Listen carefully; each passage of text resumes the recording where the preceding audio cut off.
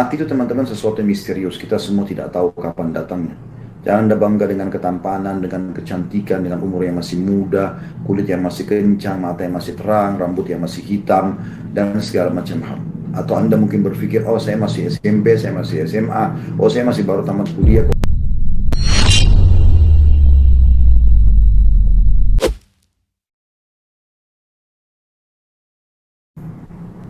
Teman-teman, apa kita sadar mungkin ada orang yang ikut bersama kita Ramadan tahun lalu, tapi sekarang tinggal nama saja. Mungkin dari kalangan dai, dari kalangan ulama, dari kalangan pebisnis, dari kalangan teman-teman kita, mungkin yang lebih tua dari kita, mungkin lebih muda. Mereka udah nggak ada lagi sekarang. Kemana mereka? Sudah dikubur. Sesuatu yang paling diharapkan dari orang yang mati, teman-teman sekarang, adalah bagaimana mereka bisa hidup seperti kita, lalu mereka beramal soleh. Umar bin Abdul Aziz rahimahullah, seorang ulama tabi'in yang masyhur, tabi'in generasi yang kesekian, dan dia cucunya Umar bin Khattab. Umar bin Abdul Aziz bin Asim bin Umar bin Khattab gitu ya. Dan terkenal sekali dengan kesolehannya, luar biasa kesolehannya gitu. Umar bin Abdul Aziz ini pernah ikut ngantar jenazah. Waktu beliau jadi khalifah, jadi raja, beliau ikut antar jenazah sampai tiba di kuburan. Selesai kubur, maka beliau tidak mau sia-siakan momen itu. Beliau langsung mengatakan begini, wahai saudara-saudaraku, karena dia raja juga orang dengar, apalagi dia juga ulama, bukan cuma sekedar raja gitu. Apakah kalian tahu kalau kuburan ini bisa bicara apa dengan saya? Kata mereka, tidak wahai Amir Mukminin. Kata Umar bin Abdul Aziz, tanah-tanah ini seakan-akan berbicara dengan saya, mengatakan, wahai Umar, hari ini kau antar orang, besok kau yang akan diantar ke aku. Dan hai Umar, apa kau tahu apa yang aku akan lakukan dengan jenazah yang masuk ke dalamku ini? Maka aku menjawab, kata Umar, aku tidak tahu, beritahukan. Kata tanah itu, aku akan menghancurkan kulitnya yang mulus, aku akan gugurkan rambutnya yang subur, aku akan sedot seluruh darah, lemak, otot, bola matanya, dan aku tidak akan tinggalkan kecuali tulang belulangnya. Wahai Umar, apa kau tahu apa juga yang akan aku lakukan dengan tulang belulang itu? Kata Umar, aku menjawab, aku tidak tahu. Kata kuburan tersebut, tanah itu, aku akan menghimpitnya sampai membuatnya terlepas satu sama yang lain. Hai Umar, apa kau tahu pada saat mereka jenazah ini menjerit, apa yang terjadi? Kata Umar, tidak. Kata kuburan tersebut, dia akan menjerit sehingga seluruh jin dan manusia, semua makhluk mendengarkan kecuali jin dan manusia. Karena kerasnya cambukan malaikat yang Allah amanahkan datang ke dalamku. Maka ini, pada saat itu Umar bin Abdul Aziz menangis rahimahullah, dengan beberapa statement yang dia buat seperti itu. Orang-orang pun pada menangis pada saat itu mendengarkan apa yang disampaikan. Artinya ini seruan ya, bahwasanya orang akan meninggal loh, dan hati-hati. Mati itu teman-teman sesuatu yang misterius. Kita semua tidak tahu kapan datangnya. Jangan Anda bangga dengan ketampanan, dengan kecantikan, dengan umur yang masih muda, kulit yang masih kencang, mata yang masih terang, rambut yang masih hitam, dan segala macam hal. Atau Anda mungkin berpikir, oh saya masih SMP, saya masih SMA, oh saya masih baru tamat kuliah kok, oh ayah saya masih hidup kok, ibu saya masih hidup, atau kakek saya masih hidup. Teman-teman sekalian, bisa saja Anda mati lebih dulu. Bekal apa yang Anda bawa? Kalau peluang-peluang seperti Ramadan kita nggak maksimalkan untuk beribadah kepada Allah, lalu dan jadi baik, kira-kira kapan Anda akan menjadi baik? Kapan Anda akan melakukan kebaikan-kebaikan itu? Kita harus isi dengan hal yang baik. Saatnya Anda yang belum pernah on time sholat, sekarang on time sholat. Saatnya Anda belum pernah sering membaca Al-Quran, sekarang Anda membaca Al-Quran. Saatnya Anda pada saat kurang berzikir, sekarang Anda berzikir. Saatnya Anda kurang berdoa, sekarang Anda berdoa. Ya. Saatnya Anda kurang sedekah, Anda melakukan sedekah. Lakukan kebaikan-kebaikan. Kesempatan Ramadan. Sekali lagi, kalau orang mati bisa hidup atau bisa bicara, mereka akan mengatakan, coba kalau saya bisa kembali hidup bersama seperti kamu, mengisi waktu. Mereka menyesal dengan waktu-waktu yang mereka buang sia-sia, Dan mereka lakukan kemaksiatan yang tidak sempat taubat. Kalau orang buat kemaksiatan sempat taubat, alhamdulillah. Tapi kalau tidak, seperti apa? Gitu kan? Sekarang malam-malam terakhir bulan Sya'ban, teman-teman sekalian, berdoalah kepada Allah Subhanahu wa taala. Yang belum biasa bangun sholat malam, usahakan malam ini bangun sholat.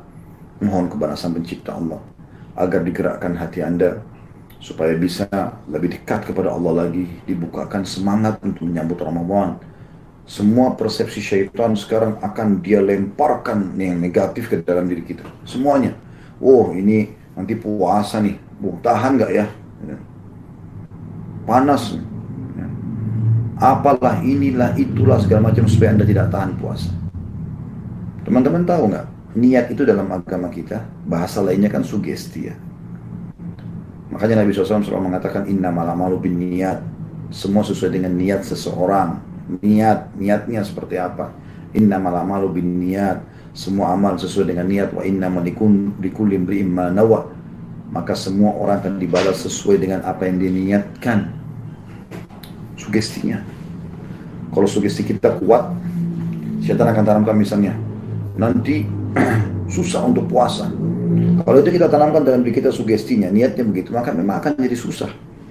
Tapi kita lihat orang yang menyambut Ramadan dengan gembira, puasa sebagai sebuah training untuk dekatkan diri kepada Allah Subhanahu wa taala, training justru untuk menjaga kesehatan karena tidak sembarangan makanan minuman yang masuk, dibatasi waktunya gitu kan.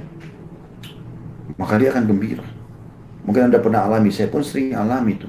Subhanallah, pada saat kita menyambut Ramadan dengan gembira, kita coba puasa ya, dengan senang, dengan gembira, kita akan temukan sampai buka puasa pun rasanya santai aja tuh. Mungkin cuma makan beberapa 1-2 butir kurma, minum sedikit ya, air madu kah, sirup kah, teh hangat kah misalnya, udah cukup. Sampai sebagian ulama salaf mengatakan siapa yang pada saat buka puasa justru menjadikannya tanda kutip sebagai balas dendam ya, karena dia sudah berapa jam tidak makan, maka di atas mejanya segala macam model makanan dan semuanya, sehingga dia melampiaskan di situ, maka manfaat daripada puasanya hilang. Gak ada manfaat di situ, karena manfaatnya sebenarnya memang untuk mengurangi kadar asupan makanan dan minuman kan itu. Makanya kita disuruh puasa, menahan diri dari makan dan minum yang kita butuh makan pagi sampai maghrib. Ini kan waktu-waktu kita beraktivitas gitu kan. Kita butuh nutrisi. Pada saat itu justru dilarang gitu. Ramadan ini bulan servis. Kita lagi servis kan. Lagi servis diri kita ini. 11 bulan teman-teman kita pakai untuk segala macam hal. Makan dingin dan panas, minum dan makan yang panas ya. Kemudian yang masuk pedas, asin, ya, manis, segala macam gurih. Ini kalau badan kita robot, rusak kali. Ya. 11 bulan, apalagi yang tidak pernah puasa sunnah, Senin Kamis gak pernah, Ayyamul Bid gak pernah. Ini luar biasa ini. Udah amburadul nih yang masuk ke badannya.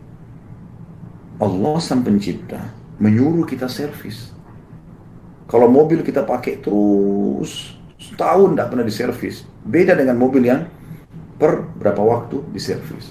Cek olinya, ganti minyak remnya, ini itu segala macam, maka enak dipakai mobil itu. Bahkan ada mobil Masya Allah karena terawat, biar mungkin tahun 60-an, tahun 50-an sampai sekarang disimpan, dipakai masih bagus, masih enak.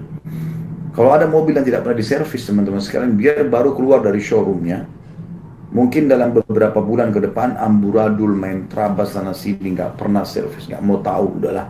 Sampai diingatkan, ini ya servis 3 bulan kemudian, 6 bulan kemudian, sekian kilometer. Dia nggak mau tahu, amburadul lah dia. Kacau semuanya.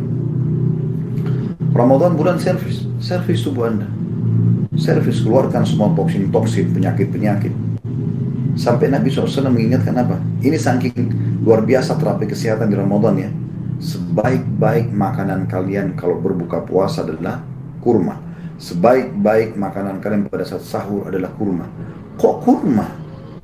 Kok Nabi nggak bilang kambing, daging sapi, ikan, karena kalian lagi puasa? Tidak ada. Nabi SAW cuma mengatakan sebaik-baik makanan kalian. Maksudnya yang paling sehat, yang paling bagus, yang paling cocok, ya, yang kalian butuhkan pada saat puasa, kurma. Bahkan buka puasa dan sahur di dua waktu kita disuruh makan. Bayangin aja. Memang dia lagi terapi kesehatan, servis. Makanya teman-teman kita kalau menjalankan puasa ikhlas karena Allah SWT dan semoga itu kita dapatkan. Kemudian kita mulai ya menjalankan Ramadan itu dengan kebaikan-kebaikan dalam arti kata kita coba jalanilah dengan keikhlasan ibadah-ibadah dan kita juga mengontrol makan dan minum yang masuk tidak boleh sembarangan ya. Maka kita akan temukan setelah Idul Fitri ya setelah Idul Fitri pun kita kalau diundang makan di rumah orang sepertinya baru makan beberapa potong lontong ya atau apalah yang kami biasa di Makassar juga makan buras ya kan. Itu baru sedikit udah kenyang rasanya. Kenapa kenyang? Karena Anda seperti mobil baru diservis. Jadi biar gasnya nggak diinjak kencang, itu tetap suaranya mulus gitu. Sedikit kencang udah ribut mobil itu kan gitu. Seperti itu sebenarnya. Tinggal Anda jaga 11 bulan ke depan kesehatan itu.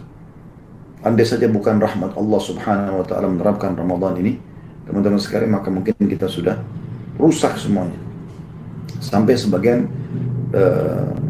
ilmuwan barat mengatakan kalau kita mau cek orang yang paling sehat, komunitas paling sehat di muka bumi, mereka adalah kaum muslimin. Mereka adalah kaum muslimin. Kenapa muslimin? Karena mereka punya terapi sepekan 2 kali puasa, ada Senin Kamis. Mereka punya terapi 3 hari berpuasa dalam 1 bulan. Dan mereka menentukan secara ilmiah, saya nonton sendiri cuplikannya, itu subhanallah, mereka menentukan mengatakan yang paling bagus 3 kali puasa ini berturut-turut. Dan pada saat itu imun tubuh akan naik. Puasa loh. Oh berarti baik gitu kan. Seperti itu, bayangin aja. Terus kemudian juga mereka punya puasa, terapi puasa setahun sekali. Apa kata Nabi SAW mengingatkan kepada kita? Tidak ada wadah yang lebih buruk yang diisi oleh anak Adam dibandingkan perutnya. Dan puasa mengontrol itu. Kan gitu. Luar biasa. Keberkahan yang luar biasa. Maka ini kesempatan emas kita mengetahui tentang apa yang dijanjikan di bulan Ramadan.